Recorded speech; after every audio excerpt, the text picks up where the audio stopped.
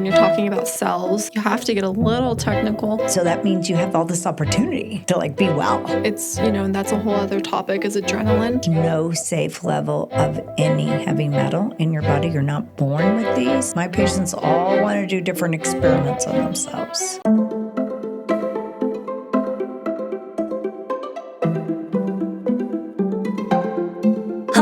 And welcome to another episode of Celluverse. My name is Alannah Keneally, and I'm here with the one and only Dr. Keneally. Hello, everyone. And we usually have Jess here, but she lost her voice, so it's going to be a mom and daughter episode. Yes. This should be good, though. We're going to answer a lot of your questions, talk about always interesting things. So what do you have on deck, Alannah? A lot of things, but we were talking before that my book is now out. You can buy my book about cancer, and you can buy Mom's book about cancer. Right. So Alannah just wrote a book, and with Lily Mavis, and it's called Celluverse, which is the same name as the podcast. So it's going to be available for shipping on Monday. Yeah. I mean, you can. So why don't you give us just a few little highlights? Because she hasn't even let me read the book, so I'm in for a big surprise. I know. I can't wait to see you tearing that book up, highlighting it. It's all about cells and what you can do to not get cancer, what you can do when you have cancer, and if you're just interested in health and how to live in a most healthy way. I would say it's pretty.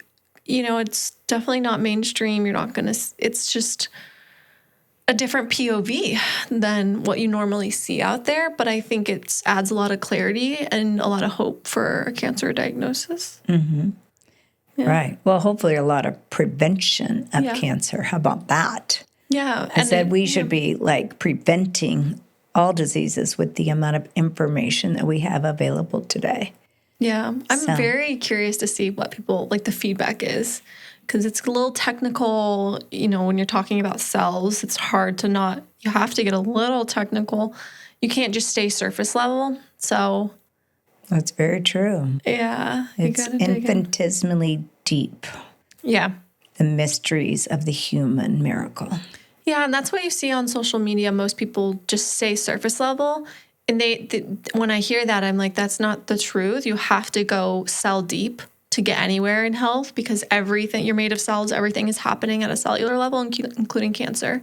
So that's right. That's why you named the podcast Celluverse. Yeah, it is the unit of life. Yes, and it's all about the cell.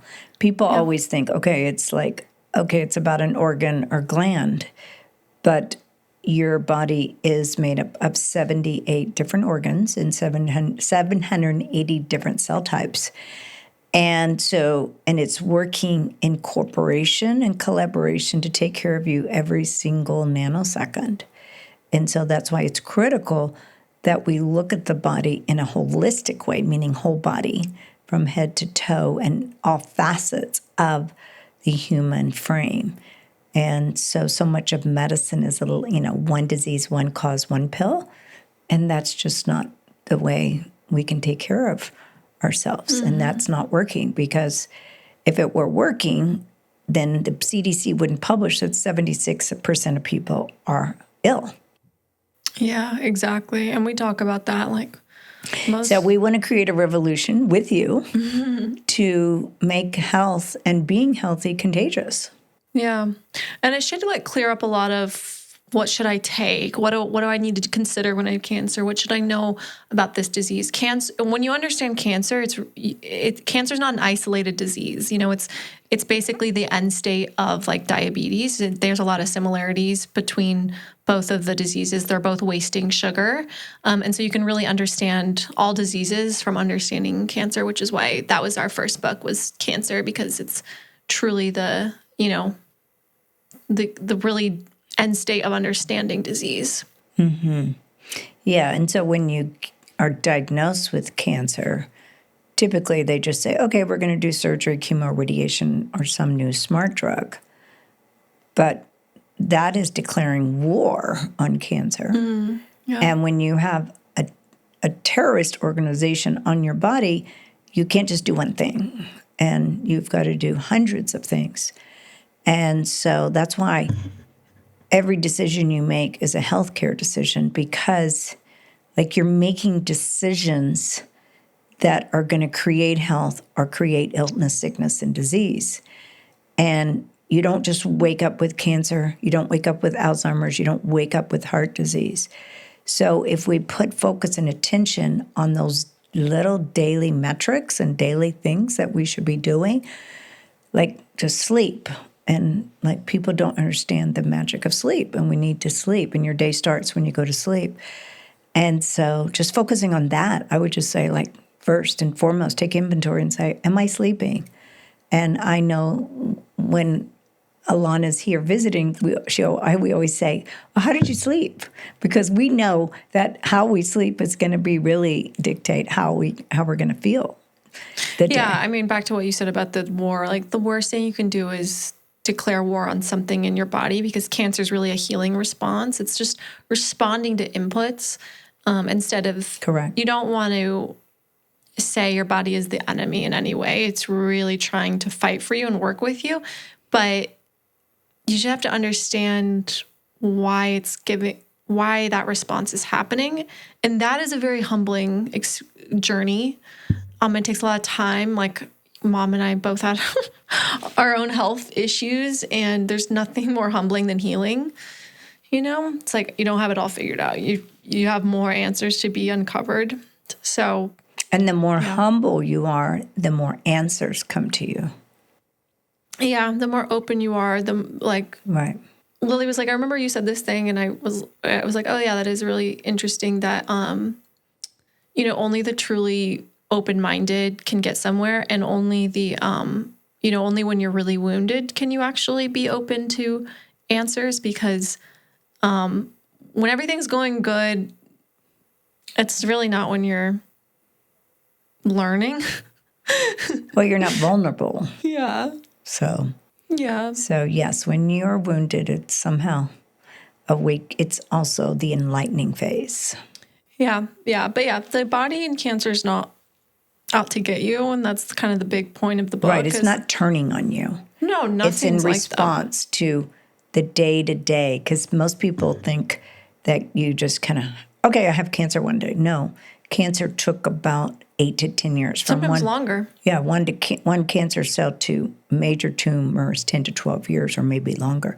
But so that means you have all this opportunity to like be well.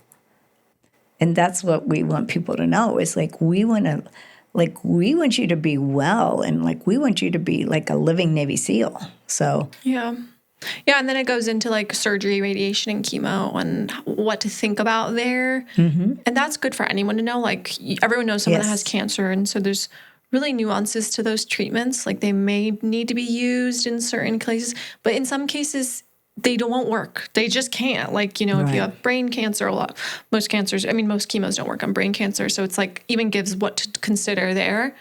And then the history of those treatments, because the history of those treatments is actually really important to understanding how they work. Like chemotherapy was a war drug. So you got to, like, the first line in the book is like, in order to understand biology, you have to understand evolution. So we'll take you through that journey. And I hope we do it well. Right. It is. To understand now, we have to understand history. Yeah. Right. And that's young people all today. They're living in the moment and what's happening now. But you need to look back what was going on 100 and 200 years ago. I think it's really important. I think when I was young, I didn't really like history. And I wasn't like fan. Yes, I did it. But now I focus on history for my learning. And it was interesting because I went to go work out at the gym this morning, and we were talking about how people just say, okay, you need to be vegetarian. And some people say it like that. But if you look at history, what did people do? They hunted for their food. And when they had a bad liver or a bad kidney, or other organs, what they did is they hunted the animal and then ate the liver if they wanted to be healthy, and they ate organs to be healthy. Oh. And so... heals like. And so we need to go back what's been going on hundreds of years. So Anyways, you can buy the book, celluverse.com. And then I think we're trying to get it on Amazon. And you can buy Mom's book on Amazon too, the updated editions out. Mm-hmm. The updated editions available Amazon and all bookstores. And fun fact, Mom and I are both Cancer signs. Yeah. Someone told me that was nominative determinism. Like words, names determine a lot in your life. Like what your name is also, the energy of the aim influences the energy of who you become. But maybe our Cancer sign. It's true. I feel like that. Cancer signs are really sensitive, I think. Yes. Think about a little crab, sensitive to the environment. Mm-hmm. Very sweet but skeptical creatures. Yeah, exactly. Sure. Sensing creatures with their little claws. Yeah, that's what's so fascinating is watching these animals defend themselves in these thunderous waves of water, and you're like, wow, I've watched it, and it's like, whoa, and then they just come up and they're surviving. Yeah. It's beautiful. Yeah, I mean, that's actually a good point. Like, crabs are very, very resistant. They've been around for, like, ever. Right, so. Like, that's why they used to, they test a lot of, disease, like, they test for endotoxin on a certain type of crab. Mm-hmm. Oh, wow. I didn't know that. Yeah, that's in the book, I think. So. Very crazy. But, yeah, we're both Cancer signs. We're both into Cancer. Could talk about it all day long, but you can just read the book and see what I think about. Mm-hmm. And then we can talk about it, and you can have your questions and input. We love it. So what is in the news? Okay, pulse check. Sorry, that took so long. Pulse check. So very recently, protein powders were tested, and 2/3 of them contained more lead in a single serving than experts say is safe to have in a day. So, a lot of people are drinking protein powder and they're not aware that potential contaminants. And the people, like someone was like, I drink this every single day for like 20 years. Right. Well, it's a pervasive problem. And I'm glad now we're assessing and looking and testing. And I remember reading about baby food and organic and non-organic baby food and formulas. All of them had heavy metals in them. Ooh. So, unfortunately, we're living in lots of toxicity, and we check heavy metals on everyone in the clinic. And lead is just one. So there's mercury, lead, cadmium, uranium, gadolinium is now pervasive, even if you haven't had an MRI scan. That is the dye they use for the MRI scans. But we had a patient the other day that came in, and she had such high gadolinium, but never had had a scan, ever. So you're like, oh my goodness. So it's in the water supply. So it can be in your water supply, it can be in the air. We were just talking about where does this lead come from? Well, actually, a lot of children have lead, not just from lead paint, but lead in their environment, okay? It's the air, the water, the food, it's all sources, and then what you're ingesting. And they just are talking about protein drinks. But let's just really look at the lead level. But it's not just lead. It's looking at aluminum, lead, cadmium, all the heavy metals. There's lots of heavy metals in the environment. And I know that I've been testing heavy metals for probably 30 years at least. Let's see, yes, around 30 years. And so the EPA says there's no safe level of any heavy metal in your body. You're not born with these. But because we have the environmental exposure, it's becoming more prevalent.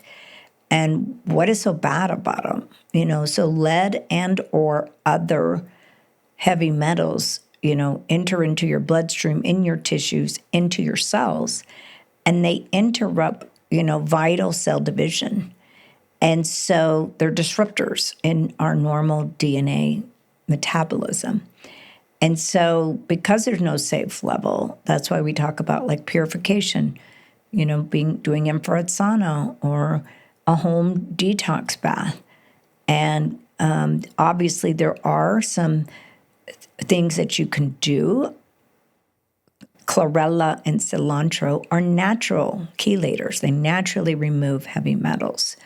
So I will give my patients a tincture of cilantro and chlorella. Sometimes people need IV EDTA. So EDTA is a substance been around a long time that removes the heavy metals in the body. And symptoms of heavy metals can be so many different things. For example, lead, since we're talking about lead could be mental confusion, memory impairment, bones, joints, abdominal complaint, myriad of complaints, okay? So typically when you go to the doctor doesn't really check heavy metals. I would say the typical doctor doesn't check heavy metals. I know that the doctors are changing and learning how to assess heavy metals, so you can assess them in your doing a hair analysis. You can do a blood, although blood isn't that good because what's floating around doesn't show up in the blood because it's in the tissues. So I will often do what they call a provocative heavy metal test, where you give an IV and then I have the patients urinate for 9 hours and then collect and look at all the burden of heavy metals. The other way I do it is looking at the intracellular analysis of heavy metals that's inside your cell. And so what I see commonly is the most prevalent heavy metal I see is aluminum.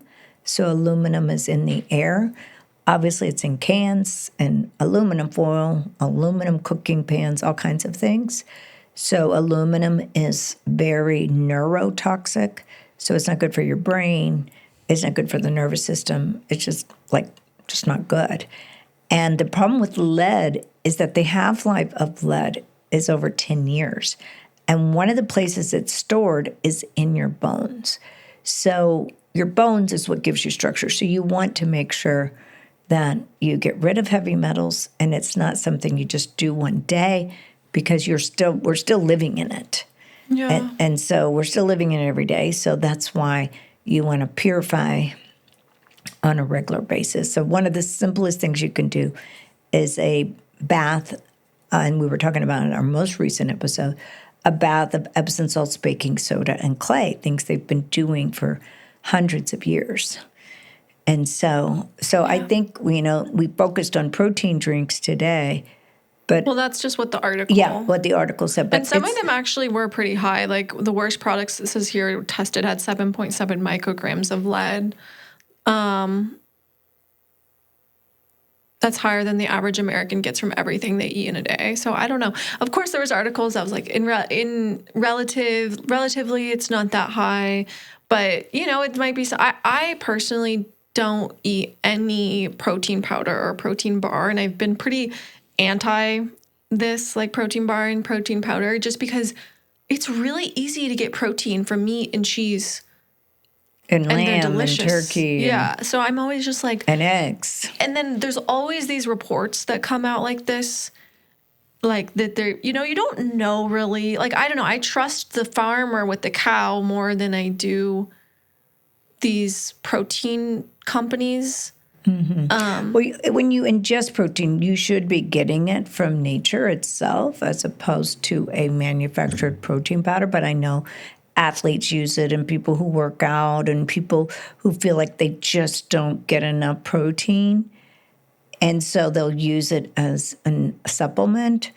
So I just think that probably people need to, especially if like people are 80 years old and they need maybe for whatever reason. Why can't they just eat more eggs? They can. The ideal way, and I tell everyone that, is not to get it from protein powder, to eat eggs, to eat raw cheese, to eat cottage cheese, to eat lamb, turkey, good grass-fed beef, all these things. That's the best way to get your protein, is that way.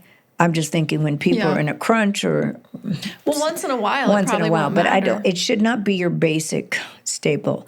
Now, if you use protein powder, I would make sure that they do a test because they can easily do tests. It's very easy to test your substance, especially if you're selling lots of it.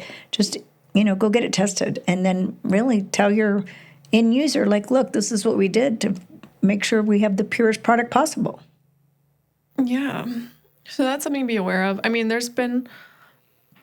think more and more it's important to know your farmer and know food. Like if there's one thing to spend money on, it's your food. Yes, your food needs to be really be. But food prices are already expensive, so I feel for that too. Right, exactly. And they might get. I was listening to the founder of Momofuku, and he was like, "I think food prices need to get higher." And I was like, "Oh, that's an interesting take." I don't really remember. He was like, people aren't drinking, I guess, a lot, and so they need the food sales to go up more, and so they want the restaurant food to go up. Interesting. Yeah. Wow. Because I guess the alcohol sales are down so much. Mm-hmm. So they got to make up for it somewhere. And usually I think you want 30% alcohol sales, 70% restaurant sales. Whoa, who said this? The founder, David Chang. I was listening to him. He's really interesting. From a famous chain called Momofuku. He's been in the restaurant business forever. I know that's restaurant food, not grocery food, but I mean, who knows? Yeah, I think we need to just be very particular and know what we're buying. Yeah. That's what I think. I buy very specific food that is, I know, a lot of people are doing pea protein, all this soy protein. Plant proteins. I mean, and plants get the lead from the soil. And there's a lot, you can't ever really get rid of that because it's going up through the roots. Even if you clean the produce or something, it's in the roots. Right, yeah. Yeah. So, and the environment's not going to be changing anytime soon because 7 billion people can't agree on things. So, so we have to take care of ourselves. Yeah. So that's the Pulse Check article for today. The body map topic is cortisol. And this has been a big popular topic because of TikTok. Because people will say cortisol face, moon face, and visually cortisol can be very apparent. Not always, but I think cortisol is a really interesting topic when it comes to cancer because you talk to a lot of cancer patients and a lot of them have very stressful lives. And cortisol and stress increases cortisol. It's the stress hormone. Right. And cortisol it's interesting because I do a lot of cortisol testing and you can test it in your blood like a fasting blood test. Mm-hmm. And a lot of people just will have high cortisol just on that. But cortisol has this very interesting pulsatile circadian rhythm. So in the morning, it's high because you're supposed to go get ready and go. So it's a little bit lower at noon, and then a little bit lower in the afternoon, a little bit lower at dinner, and then at night it's supposed to be quiet. And so I will do a saliva cortisol test to see what your circadian rhythm is. And it's amazing how many people have elevated cortisol levels. So we do check it on all the cancer patients because why is it? It's important all the way around. But in cancer patients, so we have this initiation, we have the promotion and progression of disease with cancer. So cortisol accelerates the growth of promotion and progression of disease. Okay, so you have the initiation of it, but you have the promotion and the progression of cancer. Which is ironic because synthetic cortisol drugs are often used in cancer treatment to reduce synthetic swelling. Cortisol is used a lot. Yeah, but on cancer. Lots of things. Yeah. And so we need to be very careful and cautious and very know what we're giving because people who have lung conditions. Okay, let me give you a shot of steroids and let me give you a Medrol dose pack. It's crazy. And so we want to be very, very, very careful how we give synthetic cortisol and make sure it's in the right context, the right setting. But I hear all the time that my patients, my doctor didn't know what to do, and they just said, let me try. This happened actually this week. Patient doesn't have cancer. He is type 1 diabetic, and he has like chronic relapsing fibromyalgia. So it's called polyalgia rheumatica. So that just tells me you hurt all over. Like, so if you have the flu, you hurt all over, right? Yeah. So it doesn't tell me. So I'm doing very deep dive testing with this gentleman to figure out all of his chronic infection load, et cetera. And so his doctor just said, okay, let me just give you, well, that didn't work because you're not they gave him a synthetic cortisol for a week, and that didn't work at all, he said. So because if you're going to use synthetic cortisol, you want to make sure, like, usually it's prednisone what they give, or they give a Medrol dose pack. Mm-hmm. So you want to make sure, if it's a life-threatening issue, yes, okay? But you've got to figure out why this is happening, right? So, like, you're not just throwing cortisol at things. It's just so crazy that cortisol works so well to reduce swelling. Correct. Because it does what it does in our own body. Yeah, exactly. It suppresses, inflammation and swelling. Right. But that's very temporary. Yeah, it's anti-inflammatory. Yeah. Yes. And it, influences your sugar metabolism. So if you produce cortisol, you create production of sugar, and then your pancreas makes more insulin. So you're just on this roller coaster. Like it surges to temporarily defend you. Correct. But that is like very temporary. If it's prolonged in that exhaustion phase, it can contribute to the Warburg effect, upregulating glycolysis in the cell, really hurting cellular respiration. So it's just really interesting how important this hormone is to have in your body, but then double-edged sword if it's too long. Right. Well, if it's too long and too much and for prolonged periods of time. But it's like anything. It's like sugar. Like, too low is not good.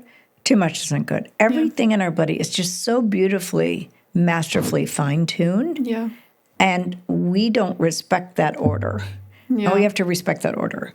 So cortisol happens, like, let's just pretend you got in a car accident, okay? So, of course, your cortisol is going to respond to take care of you, okay? And, like, that's a good thing. But then you'll feel the crash over the next several days because you were on this high and you didn't have any pain because the cortisol kicked in, and then it starts going down, and then you crash. And then when you're under chronic stress, you just have this constant production of cortisol. And then your body says, no, I can't do this anymore. Yeah. And then it's like, okay, I go into... The shoe's got to drop. Yeah. Yes. And so our adrenal glands are the glands that sit on top of our kidneys, and they're like little hats. And we haven't even identified all the hormones made by the adrenal glands, but like they think it's over 100. But this is what's so incredible is we don't know yet all of them, right? So we've got to take care of our adrenal glands because they're our stress, immune, and longevity gland. Stress is important. Stress keeps us alive, and stress creates resiliency. But it's also like, how do we respond to stress? So it's an internal reflection of how are we responding to stress. So if we are high cortisol, we're going to put on weight easy. Our thinking's not as good. Our circulation's not as good. Your digestion everything isn't as good and fine-tuned with the elevated level. Like you can't sleep. And so like just taking sleeping pills or just taking melatonin, that is not addressing cortisol, all right? Mm-hmm. So you need to take inventory to know if you can get a doctor to order a saliva cortisol test, or maybe you can order your own. I don't know, maybe that's available.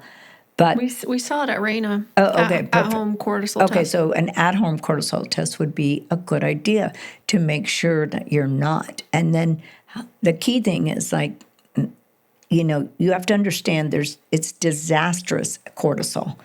We talk about it in cancer, but for every disease, it's really not beneficial in any way. Elevated cortisol and chronic cortisol exposure to the cell. You're basically really paralyzing it in the long run. And we were like, you can see this very clearly in Cushing's syndrome. Right. Which is solely caused by excess cortisol. That's what it's, a lot of times. Yes.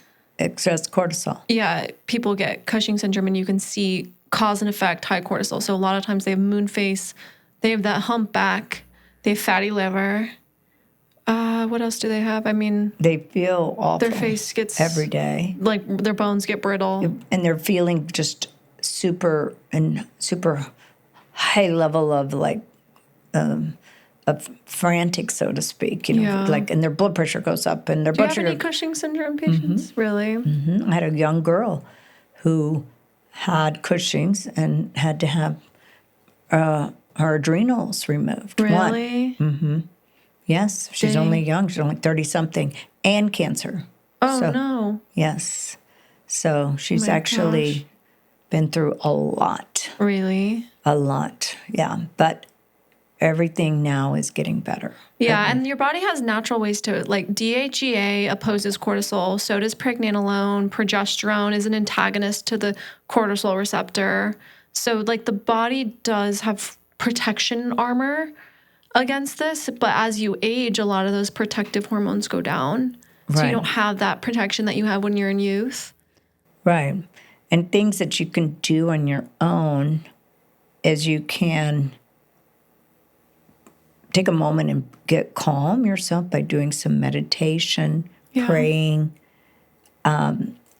doing affirmations, deep breathing, like do the 4-7-8, 4 into your belly, hold it for 7 seconds, expel for 8. Mm-hmm. So just really learning how to breathe, like probably doing it a couple of times a day, 5 minutes, would be a great way to bring down cortisol. Yeah.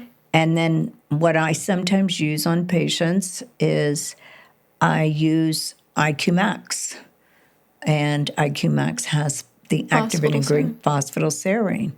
And that's what I personally use because I find it to be very effective in helping your body to be more in homeostasis. So yeah, you can do magnesium too. And magnesium's very helpful. L-theanine's good, and then making sure your protective hormones are healthy.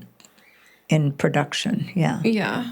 Because if your DHEA is low, you just won't have, like, cortisol usually rises with DHEA, and so the DHEA protects you when it's high, when cortisol's high. So easy to fix. Right. And I just think, like, we talk about, like, how important, this is and how important that is, but it's really all important. Yeah. And your adrenal glands, which is something really rarely anyone ever talks about, is your adrenals.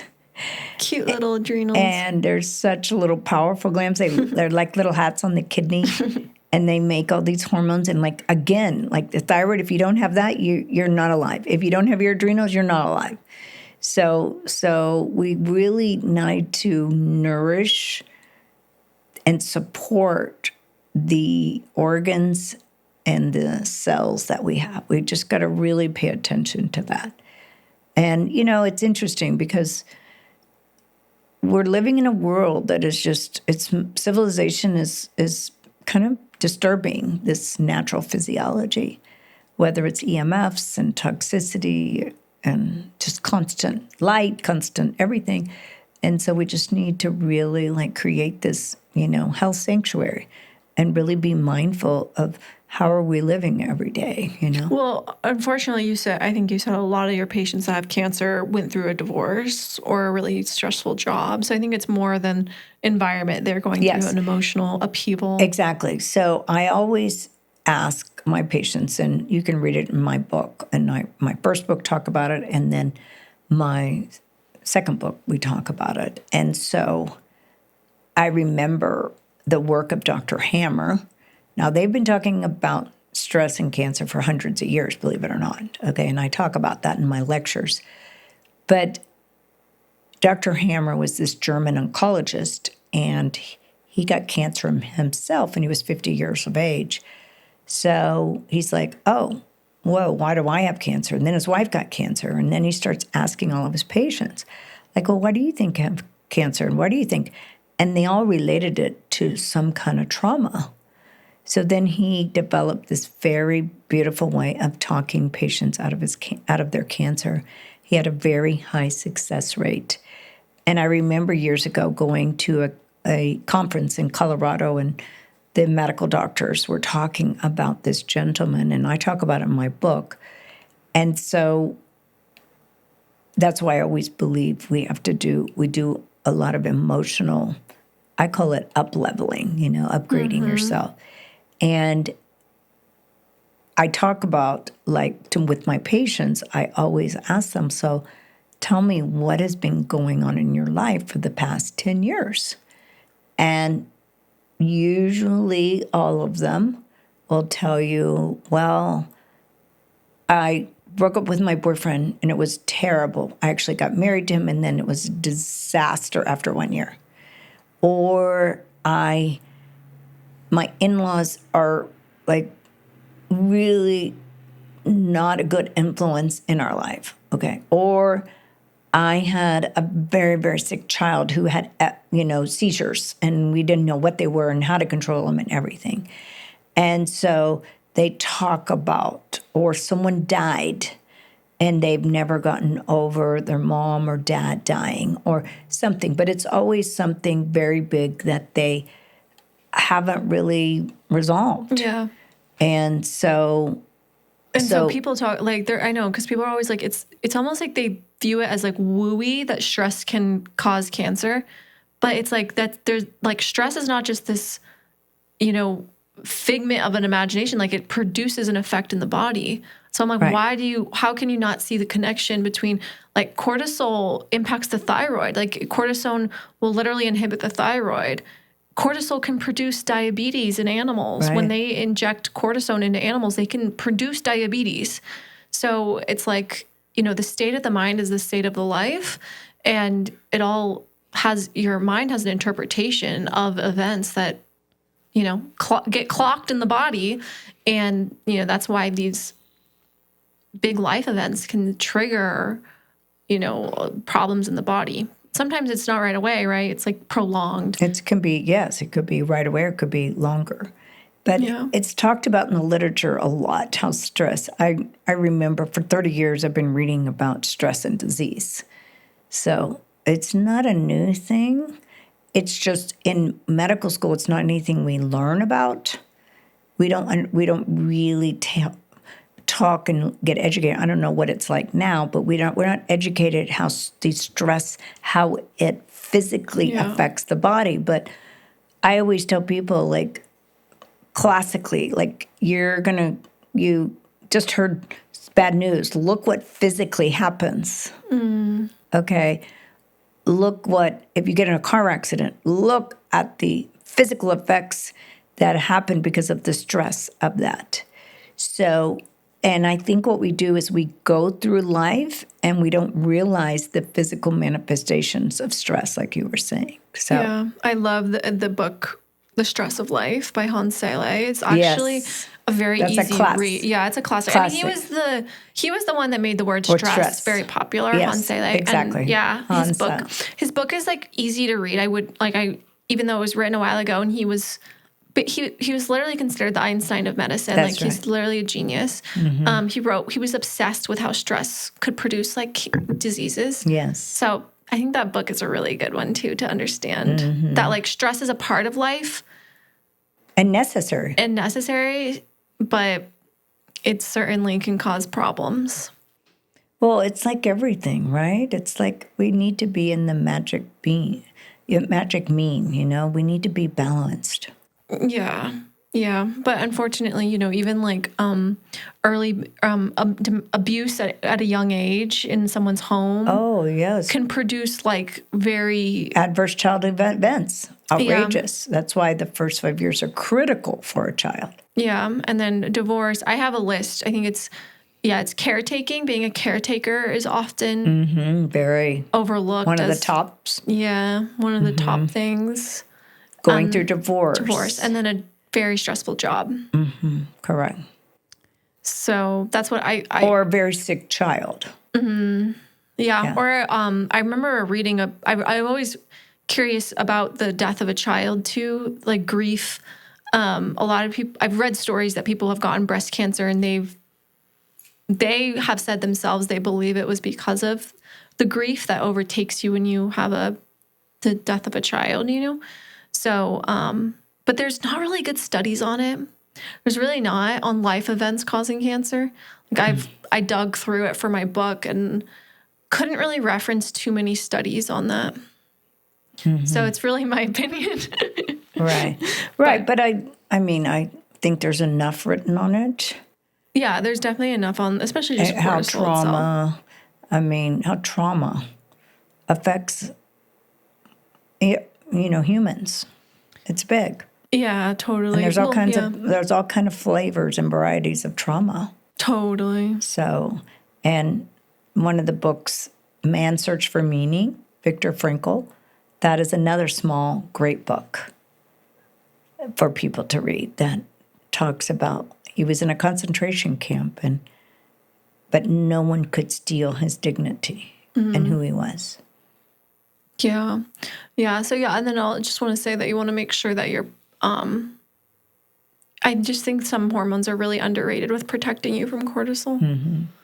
Progesterone and stuff is very, very protective from these effects. So there's just things you can do from the stress-induced cortisol. But you really want to make sure cortisol is low because it can actually directly cause diabetes without even the food component, Right. That's how strong. Like, I think there's this backlash from talking about cortisol, people saying it's not the cortisol, we're demonizing cortisol. I actually think it's pretty under talked about. It isn't talked about. Because don't you see in like all your patients a stress mechanism inside them? Tremendously. Yeah. Mom and I sometimes observe this phenotype of breast cancer patients. A lot of them are there's like a certain phenotype that's very, very controlling or like very rigorous in a way that's like not flexible. And with like disastrous events, when you're not flexible, you're always fighting the event. You're always fighting something without going with it. And it puts you in this very intense mode, Right. Do you think that's... Well, I think for breasts, what I've seen, it's unrest in their nest. Yeah. Maybe that's a better way of putting it. Yeah, so it's unrest in their nest. So and then when I always tell them, and then I go, okay, so tell me who in your family that you do not, like it's discord or it's not like how it should be. And they always, I had a very stressful marriage. Yeah. My child was sick. I had the disaster boyfriend and it was horrific. And it's always like, or like you brought up caretaking. I've been taking care of my mom for 12 years. Yeah. And it's classic. I mean, what I probably should do is like keep track of I have it in my charts. I should write down every patient and what their stress was. Yeah. And so... That'd be really interesting. Yeah, because for all diseases, stress plays a huge role in the development of a disease. The mind is in the body's in the mind. Yeah. And people don't realize it's just not cortisol. Adrenaline always gets produced right before cortisol. Correct. Always. So when you have a cortisol problem, typically have an adrenaline problem. Cortisol kind of overshadows it, but it's, and that's a whole other topic is adrenaline. Adrenaline's a really amazing hormone that was isolated not that long ago, honestly. But, adrenaline always gets produced before cortisol. So they're kind of running together, but adrenaline's a problem too. It can suppress thyroid promotes fatty acids like getting released from the tissue, which messes up the cellular respiration. And yeah, it's also a lot of times, like during the night, adrenaline and cortisol work together to maintain blood sugar. So a lot of times, people's circadian rhythms are off and messing up their... They can't sleep, right? Yeah. I see it all the time. So a lot of times we want to give something for sleep, but we got to make sure their cortisol's not through the roof. We got to treat the problem. Yeah. So you have these nocturnal surges of adrenaline and cortisol. Right. Mm-hmm. Day and night can happen. Mm-hmm. That's why if you do that test, you clearly see it. So yeah, and also cortisol and adrenaline, they can break down your bone. So a lot of people that have gone to war have osteoporosis, unfortunately. Really sad, actually, because it's very, very catabolic to the bone. Yes. So it's catabolic to your body. Yeah. And so people talk about osteoporosis, and they always bring up estrogen. I'm like, if you're just focusing on that, you're going to miss the forest for the trees. Like, cortisol literally breaks down your bone if it's too high.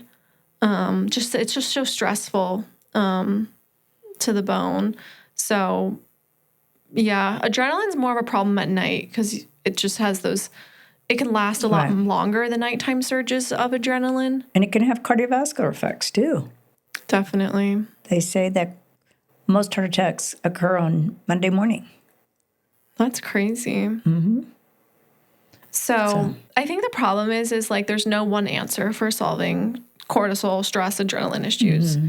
Just like cancer is just like your there's story. No one, there's no one solution. There's no like one magic bullet. No. And we're all looking for like simple, fast, easy, instantaneous. There's no such thing. Yeah. I always never wanted to like work in like stress mental health because a lot like how do you fix that? Someone's got to change their environment. Mm-hmm. The stimuli creating that. Whether it's an abusive relationship or maybe they don't like where they live or a job, unless you kind of remove that root stimuli, what's going to change, Right. So there's often that component. And then there's a mental interpretation of events component that we have to, a lot of times just reframing things. Mm-hmm. That's what we teach in our office is how to reframe an unfavorable emotional conflict. Everything can be turned into good. Totally.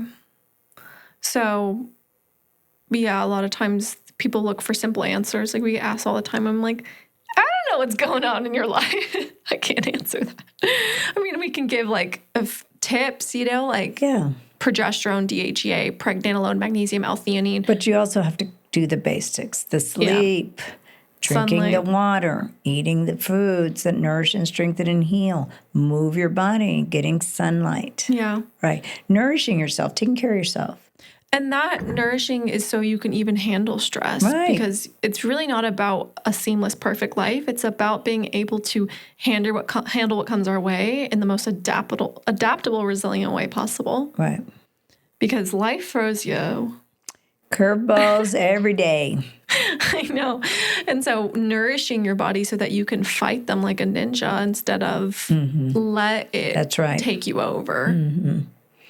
And life is all like how you take it in and process it. Yeah. It really is.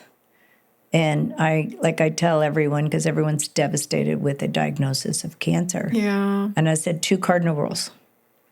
You can't become the problem.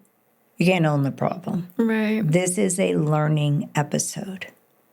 Learning episodes are never short. And why?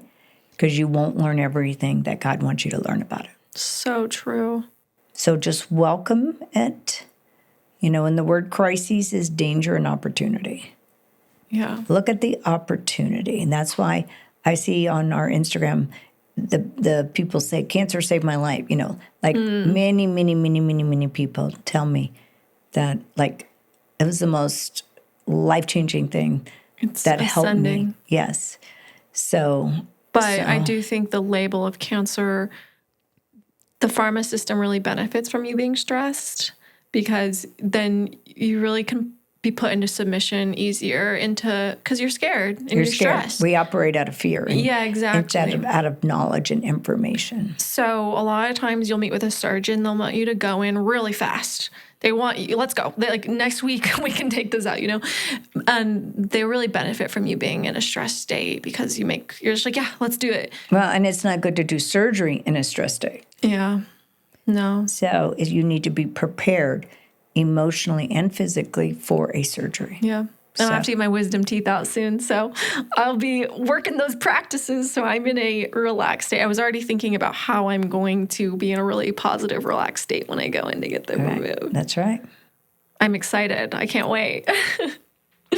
So, yeah, but I think that the C word, it brings about urgency and intervention right there. Like doctors, once you get labeled, that intervention becomes like immediate. Yeah, it's the only option. And this started 10 years ago. So like it's not immediate. It's time to, okay, I have this. Let me look at all this. Let me get all the opinions. Let me make sure I'm going into this with the right tools, the right strategy, the right tactics. Yeah, totally. So that's something to be aware of. I think, unfortunately, cortisol can contribute to cancer, and then once you get the label of cancer, you're even worse. Yeah, it's prolonged in such a more way because once you get treatment, then you're scared the cancer's going to come back. Correct. So number one concern. And I see that all the time. Yeah. I had a young girl from Texas, and she was diagnosed. She's only 35, and she was diagnosed a couple of years ago, and she went a completely different route than what was told to her. And she didn't even listen to me. No, I don't want to say that. She only listened to partial. Yeah, that's okay. Because like she was doing low-dose chemotherapy in Texas. And after like, she was supposed to do like 10 or 12 treatments. And she says, I'm done after 3. Like, I'm fine. I feel fine. I'm fine. So she did 3 on her own. And I I can't make people do things. So then she had a lumpectomy. And then she's been following me. I mean, the whole time, from the beginning. And so I just saw her the other day. And she has, we've done everything. She's perfectly fine. And imaging fine, blood work fine. Everything was excellent. So now she thinks like, I want to get pregnant. So nice. I said, okay. I said, you look great in every way. And I said, let's now check your hormones. Yeah. To see if we need to do any tweaking. And I said, you've got to because she would always come and okay, is everything okay? Is everything, very, very PTSD. Yeah. And so I said, so now you're not a cancer patient. You're a history of cancer. Mm-hmm. So now look what you've done to change your life, everything you did, okay? And so I said, so that, yes, is in your history, okay, but that's not who you are. Yeah. And so she was good because I told her, I don't need to see you for a year. So she got worried that, you're not going to see me in 6 months? What? And I'm like, no, you're fine. You're fine. Yeah.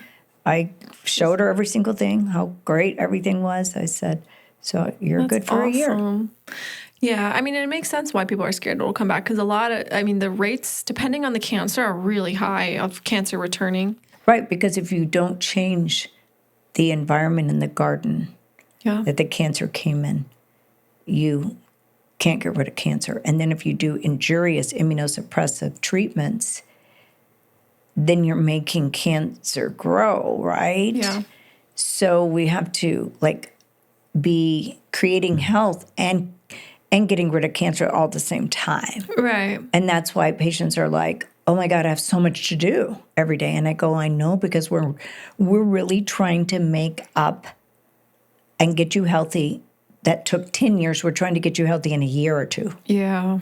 And this is what they and I tell them, like, we have to seize the moment. Yeah. We can't be relaxed about this. We've got to be very strategic and very intentional with every single day and every single hour. Totally. So, yeah. but I find the patients who just do, because my patients all want to do different experiments on themselves and different ways of doing things. And I'm all game as long as we watch you closely. And if something's not going in the right direction, I tell them it's not going in the right direction. So I had a patient come in from New York, and her case was so severe. She was a nurse. And I told her, you need conventional chemotherapy right now. So she just stayed a couple of days, and I told her, you need to go home and start conventional chemotherapy right now. Yeah. Sometimes when the cancer is growing so fast, you've got to stop it in the tracks. And that's what I did. I examined her and I said, no, we can't even do low dose chemo on you. We can't. Yeah. You're just trying to like make it manageable. Yes. And so because cancer is like a vicious cycle. Like people don't realize, like that's a vortex that's feeding itself. A cancer cell literally can feed itself. It produces lactate. The lactate then causes more hypoxia. The hypoxia, like it's a vicious cycle. Yeah. So, and that's why, like, again, when you get surgery, you get more acidic and more lactate. Yeah. When you do chemo, more lactate. That's why they check LDH on people's blood. Even conventional oncologists do. And this is what's amazing. I see it high, and I go, "Did your doctor tell you it's high? Did they tell you what to do about this?" No. And I go, well, you can look it up yourself. This is a sign of acidity. Yeah. Okay. Lactate's one of the easiest ways to know if cancer is brewing. And so, in the blood. Anyway, we've got to just educate and empower people in the right way. Yeah, I agree. But, cortisol, like anything, it's not bad. It's just the body wants its perfect borders. It's perfect symmetry. It's perfect homeostasis. Yeah, and it's not about micromanaging it. It's about that being the natural thing. Like, it's homeostasis means like this. It's not like this. Yeah. It's like this. Yeah. So. Gosh, we all have panics, though. No, we do. Trust me. I do, for sure. Oh, all of us have. I just look away. I'm just like, I won't do it. I'm just going to close my eyes. It's not real. Right. I just have learned to keep myself calm. Yeah. Like, I just okay, I'm hearing this information, but I am going to stay calm, whatever. Yeah, and then you pop a few IQ Max. I do that. I do that. I pop a lot. Yeah, I do. I'll do topical DHEA, topical progesterone on my face, magnesium. Do that. It worked great, though, I tell you. Yeah. I get in the shower. I do meditation regularly. Yeah, you do the solfeggio frequencies. And I love deep breathing. I do that before bed. You're a big affirmation gal, too. Affirmation galore. I live in affirmation. Living prayer and living affirmation. There's no other way. Yes, mama. Okay, we're going to do a house calls because I don't know how people getting my number. I didn't put my number, but I'm getting text to my phone number. It's so funny. Oh, wow. So someone literally just messaged, which I'm like, again, where did I put my phone number out there? I'm 56 years old on an estradiol transdermal patch 2 times per week and 100 milligram progesterone pill every night. I'm not quite at menopause. Last period was March 2025. I've been on HRT for over a year. I exercise regularly and eat whole foods. I would like to switch to the transdermal progesterone cream. Is that possible? Ooh, it's usually not what they would work. If you're going to stay on estrogen, that's not, just so you know, it's not the recommendation. It's not cream. It's right. It's a time release progesterone. So what this lady is talking about, she's on transdermal, which is they put a patch on and it comes in 0.25, 0.5, 0.75, and 1.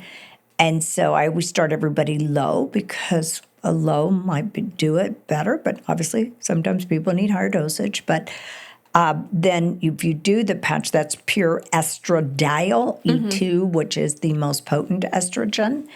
And then you must take a time release progesterone. Why you're doing time release? Because you're mimicking physiology. So I personally take the same thing, a progesterone time released at night. And then you should look at your DHEA sulfate. You should look at your pregnenolone. Make sure your thyroid is good. Make sure your C-reactive protein is less than 1. And I would do an hemoglobin A1C, which is a reflection of your sugar over 90 days. So that's what I would do and make sure you're just checking part of your hormonal and orchestra. We need to check everything. So I don't think the time release progesterone's like a hard is that like a hard and fast rule for you? No, but that's usually what I use. That's usually okay. So I'm always trying to mimic nature. Yeah, but the problem with the time release is it has like extra little chemical, like contaminants. Not contaminants, chemicals to make it time release. But it works like it is very good. So. Yeah. One thing I want to point out is, wait, she still has a period? Or wait, last period was March 2025. So I would make sure her estradiol, if she just had a period, so I would make sure her estradiol's not too high, because I know usually women do not need estradiol if they're still having periods or occasional periods. Like I had a patient this week. She was in menopause, but I go, your estrogen's beautiful. I said, we are not going to give you estrogen. Yeah. And so you got to, again, check it, because you don't want to be too much. It's like you don't want to be too much anything. Yeah. So I would make sure that your estradiol levels aren't too high, because women can get high estradiol levels too. The patch can be really strong. It can be really strong. Exactly. So yeah, some people feel like, some of the problem with the patch is it delivers a lot of hormones when you put it on. Right away, and then it tapers off. Right. Yes, it's a little inconsistent. Right. And like pellets. Pellets do the same thing. Yeah. It's a surge to the body, and then it starts tapering off. Yeah. Like a shot too. Mm-hmm. So I agree. Being careful. I mean, we're estrogen cautious, I think. Yeah. Well, it's like, again, we try to want to mimic nature. Yeah. So, because I always tell people, like, when I give them transdermal, well, is it just once a day? I go, no, your body's a 24-hour machine. We're going to do it twice a day. So for the day and for the night. Yeah. So anyways, people say that the transdermal is not enough to cover the estrogen patch. So it's really not normally advised. I do it all.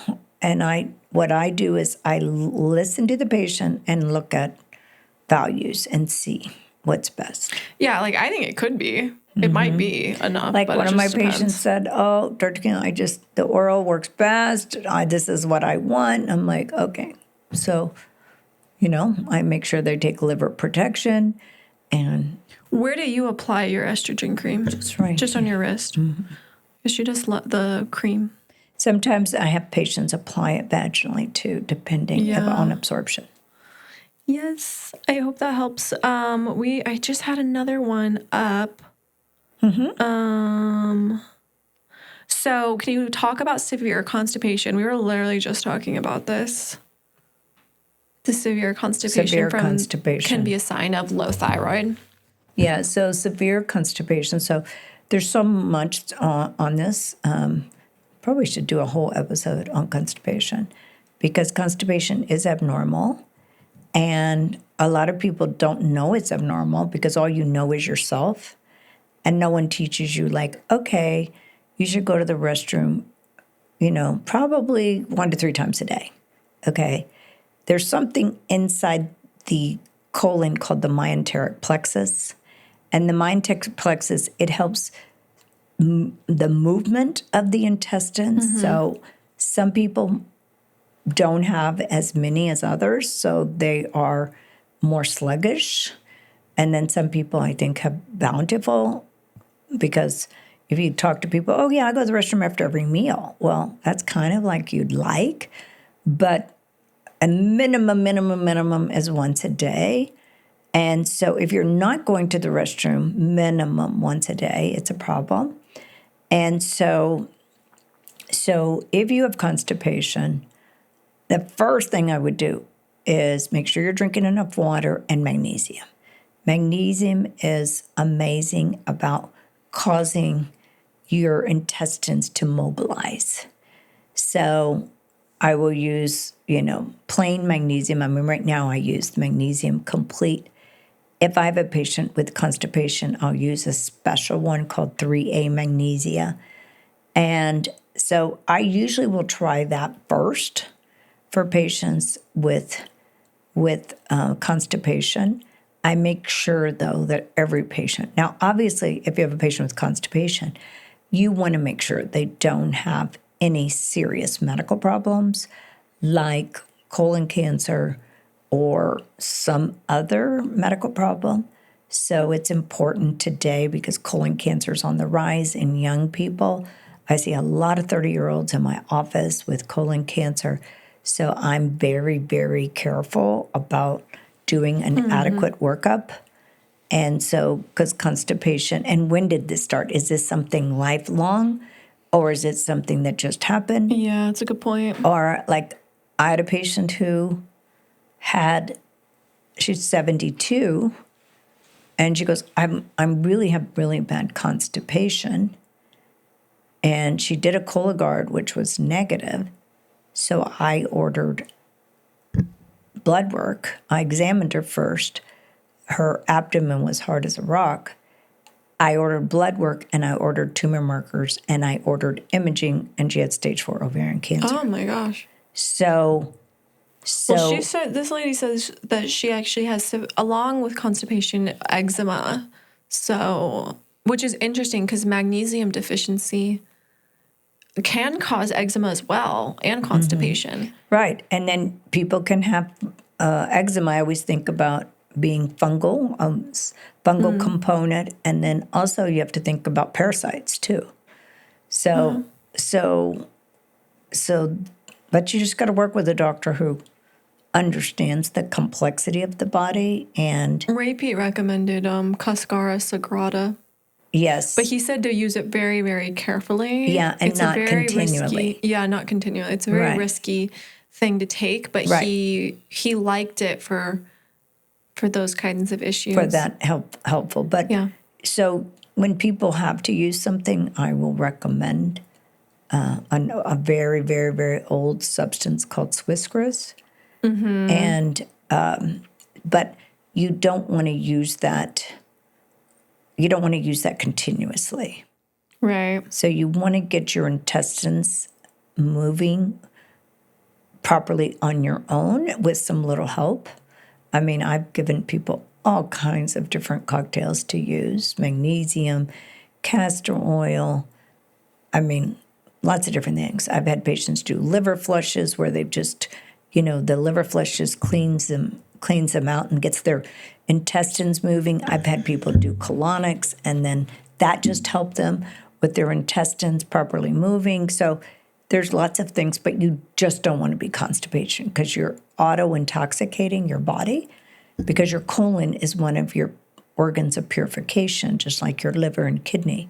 So we want to make sure that our bowels are moving properly. I know that also people use organic psyllium husk which is fiber, so lots of fiber can also help constipation. It can also help diverticulosis. So I would start with magnesium first. Yeah. And then see what that does for you. She did say she was trying, she's hypothyroid, and she was trying desiccated thyroid. And you may want to explore like just pure T, like maybe pure T3 or a stronger dose. Like or a stronger dose. If you're having, because women are way more likely to be constipated than men, and women are way more likely to be hypothyroid than men. It's true. And one big sign of being hypothyroid is constipation. That's right. So it kind of always clicks together, these factors, and so you kind of have to figure out which story is part of your story, because if you have eczema and constipation, they're probably nothing in the body's isolated. Correct. Things are flowing, impacting each other. So, you could look into maybe stronger thyroid or T3 or magnesium or a combination, or being really careful with some of these other things like Cascara sagrada or Swiss Chris, which I've used. Or lots of fiber.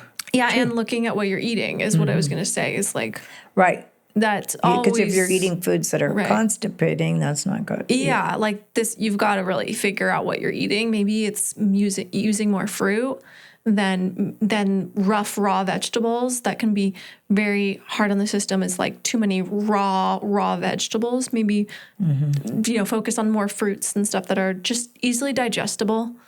Than like a kale salad, which can be not easy sometimes. Right. Yeah, so we'll talk about this more in detail. Yeah, we can do in the future. Constipation. I also think there's like a cortisol stress component when you're tight, when you're not. You either have diarrhea or you have constipation when you have stress. Yeah.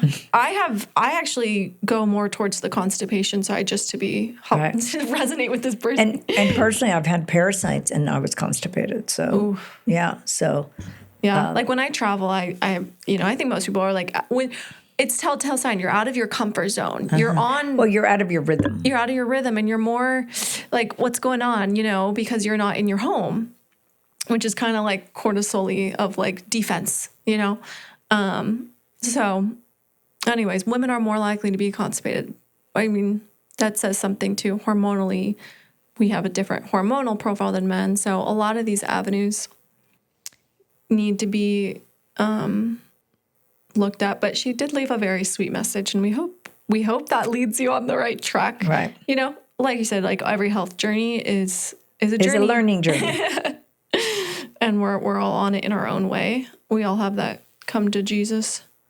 Yeah. Okay. This has been another amazing episode of Celluverse. We're so happy you guys were here with us, and we'll see you guys next time. Bye-bye. Bye. Celluverse is the podcast where we get real about what's making us sick and what it actually takes to get better. Hosted by Alannah Keneally, Jess Donovan, and Dr. Lee Aaron Keneally, this show pulls back the curtain on mitochondria, metabolism, hormones, toxins, cancer, and all the stuff your doctor shrugs off. We dig into the science, but also the lived experience of what it means to be healthy in today's world. Just a reminder, anything discussed on this podcast is not medical advice. And nothing can actually harm you if you're pure of heart.